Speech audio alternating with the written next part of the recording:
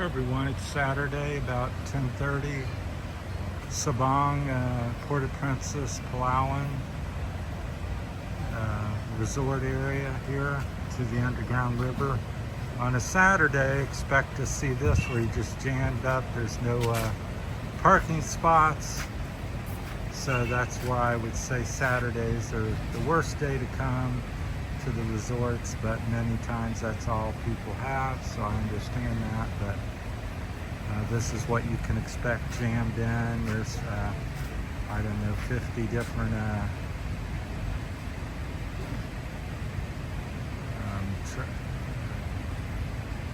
vacation or whatever vans there, whatever you want to call them. They'll haul the people from all the different areas. So, but if you're used to that, it's part of the experience. But now you come Monday, there will be 50 to 50% less people in traffic here. So maybe even less at some resorts, depends on the popularity of it. But they get out of the boats and out of the vans, and then they quickly take you to the tourist boats to take you to different places. I think most people here go to the underground rivers, the most popular. So I just wanted to show you what it looks like on Saturday. So Monday's the least traveled, Saturday's the most traveled. So and it kind of tapers off from between them 2 points. So Tuesday, Wednesday, and Thursday won't be very busy. Friday, Saturday, the peak day, and then Sunday starts to taper again to Monday. There's all the tourist boats that come in. Some tourists are to pick up tourists, but they go out about 3 or 4 different places here. There's a little dock there. They go out down there.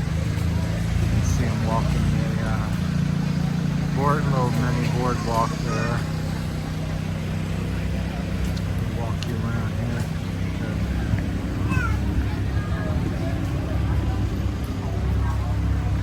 They got a couple a little more modern, like it's like a speedboat or something. Plus that's Coast Guard, I don't know. It's unusual. Most of them's the native pump boats, but they do have some other stuff. Not sure I'm gonna have to question that. But this is the hub of everything. You see the waves out there in the South China Sea.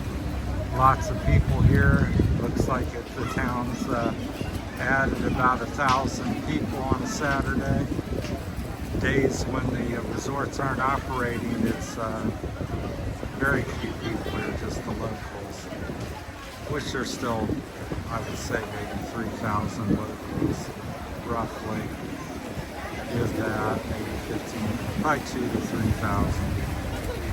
But yeah, the tourists really drop off when it's closed. There's very few here. So they got a basketball court, lots of stuff happening, people waiting for the boat rides. But that's the thing, you get out your van that you come in, and they quickly process you and get you off on these tourist boats. They're loading one there, as you can see, and there's another dock there with people getting on and off boats. So they have 3 or 4 spots. We'll walk around down here.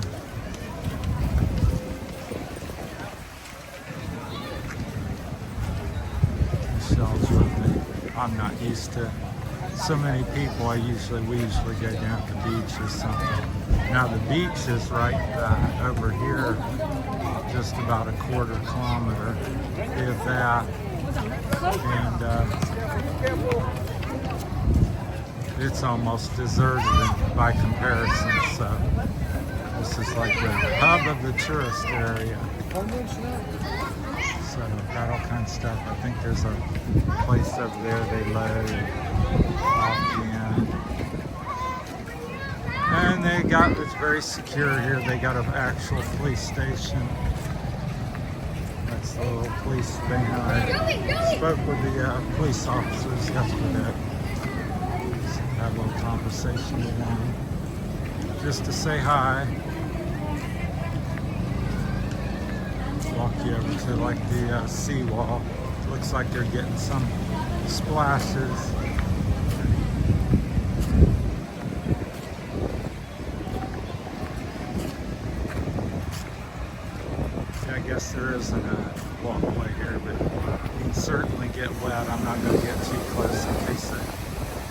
shoots up over there and knocks my phone out. But yeah, I get a little splash there. So pretty wavy. Then like a red flag warning on the beach, so we haven't swum in about 3 days. I think we were out one day, and then the other 2 days were red flags. So it's been about 3 days since I've swam. But you can see the beach over there. It kind of starts here in the corner. It goes all the way over to the outside over there. So about a quarter to half mile beach at least. I'd say maybe half mile. Got a lot of seaweed on the past 2 or 3 days with the rough surf.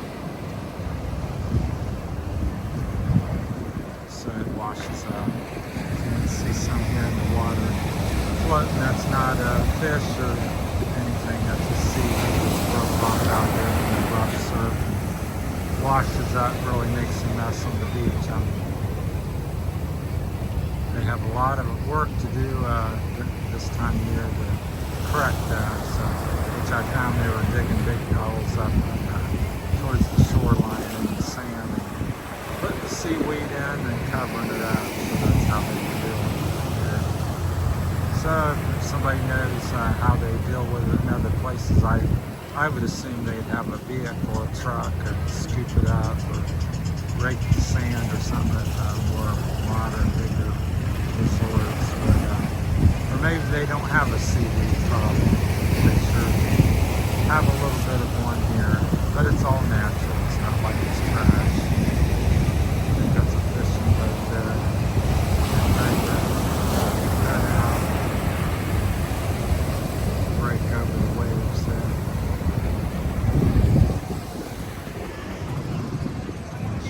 Michelle got to. She blends in and hides very well. So I think she's sitting over at the wall. We got cell service here. There's a couple cell towers, TM I believe, and Globe. So if you come on a Saturday, this is what you can expect.